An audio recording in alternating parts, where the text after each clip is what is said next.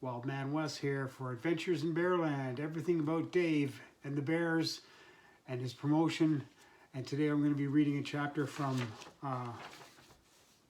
my unpublished book, still unpublished, Bearpaws and Bodyslams. And this book has been put together for road stories and imaginations that I've had with people, stories that people have told me over the years. And I put together about 30 chapters, short stories, into this book. And this chapter is called Daddy, Please, Can We Go? And it's basically a story about how I would imagine things happened if I had have had the chance to go and visit the bear. Looking back now, it seems strange to remember those old tales of wrestling remembrances. Channel 11 wrestling at 1 o'clock on Saturdays, pretending to be your favorite star and play wrestling with your friends, going crazy at the local variety store, checking out all the newest wrestling magazines and getting told to get lost if you weren't buying anything. Remember those days? Those were youthful memories, and they touch us all, whether we were a kid in the 50s or the 60s like me, or later on. Life keeps on changing, and supposedly for the better. Progress makes its mark in the world, and we have to accept it. It seems like an eternity ago, as so much of the Toronto area has changed so far in my lifetime, and the wrestling world has changed also. The lure of the magic is gone.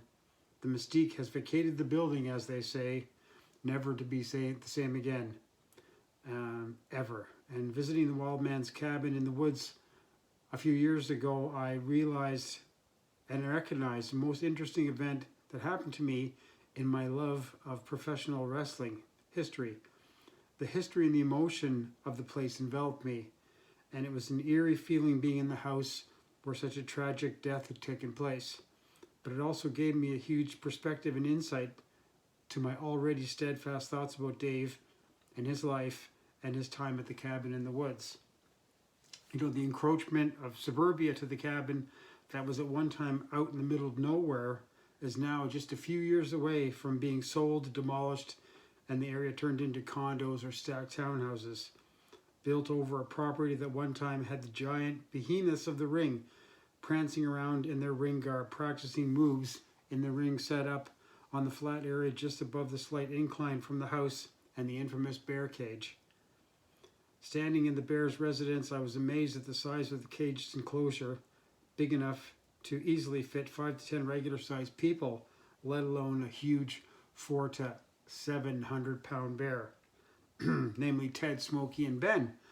What a calamity it must have been and caused when some of the local folks back in the day. I've heard many stories concerning both local residents and wrestling fans finding out about a wrestler named Dave who lived there. And more importantly, everyone wanted to see the bear, whether it was in the 60s and early 70s, which would have been Dave's famous bear, Terrible Ted, then into the mid to late 70s and his infamous bear, Smokey.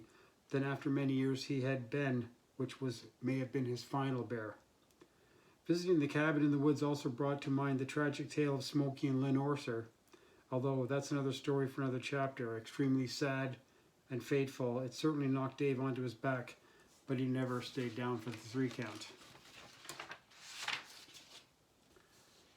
Many of the wrestling fraternity and personalities that I've spoken with over the years about the Wildman all tell basically the same story. Dave was the gruffest saint that ever lived in a log cabin out in the woods with bears that most had ever had the pleasure to meet, all bluster and haranguing about this and that, but willing to help out the downtrodden or out of luck hangers-on that Dave actually needed to make the show work. He tried to steer guys the right way, to have a little of him rub off onto them. He helped them, he tried to nurture them, he trained them for the ring, and amongst all these guys, some people still took advantage of him. He needed them to drive the ring truck or a crew of wrestlers' sons that were called upon for the poster crew.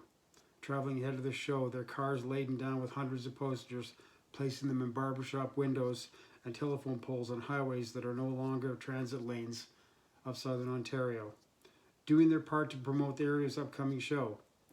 Think about the job these guys did, say, in 1974, from May to September, traveling from Windsor to Sault Ste. Marie to Ottawa and back around again, all over the Golden Horseshoe, as we call it, in southern Ontario, and in the fringes and onto the fringes of Toronto.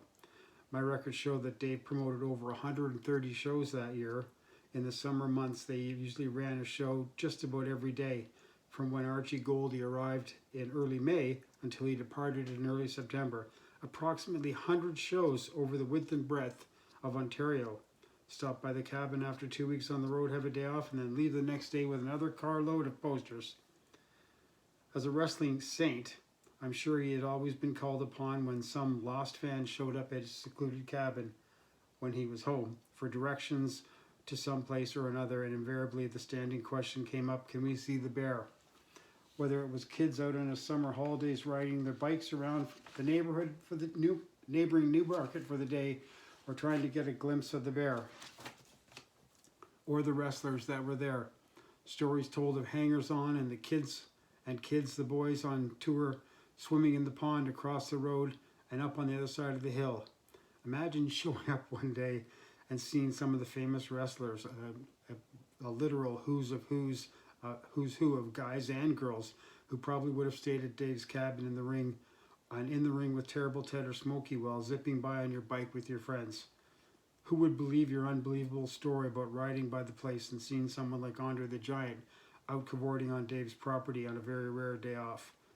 Back in the day, seeing Andre on TV was a spectacular sight in itself, but Andre always blocked a few weeks of his worldwide traveling schedule to spend some time in Dave's territory.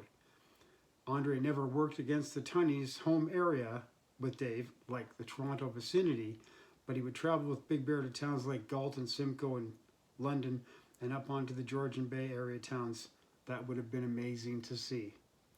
I faintly remember a restaurant, trading post kind of place in Woodbridge, which was just north of Toronto on Highway 7, near Islington Avenue, that our family would pass by on the way to visit relatives.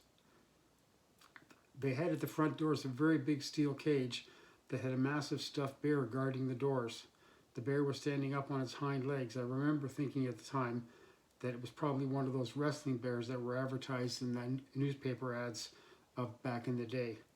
For some reason, that image came back to me from the recesses of my youthful memory bank after I visited Dave's former residence. My thoughts traveled back to that time of innocence. Maybe it was 1967, 68. We passed there a few times on a few occasions. We may have even stopped for dinner or an ice cream with the family. Having that amazing opportunity to visit Dave's former home in Acreage, the old juices were flowing on all cylinders, and my brain was in a fantastic spot, flowing with all the past family times, trying to attach those times to the present, walking up the path to the barn where Dave once had his ring stored with a steel cage and other apparatus. I thought that maybe the stuffed bear was Ted, but I find that the timing was off by a few years.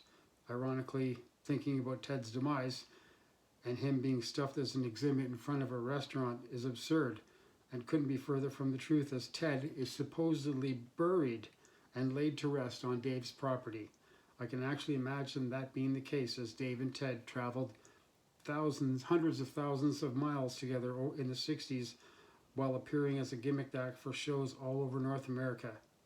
Dave made a lot of money off of Ted, and I'm sure he felt so close to him that Ted deserved a hallowed place on his property. I wish I could remember when I had originally gone up to the Bear House. Was it 72 or 73? I can't think of an event to play it beside my memory film. Was it after playing hockey in Newmarket, or in the summer when I usually went to work on one of my dad's trucks, loading and unloading freight?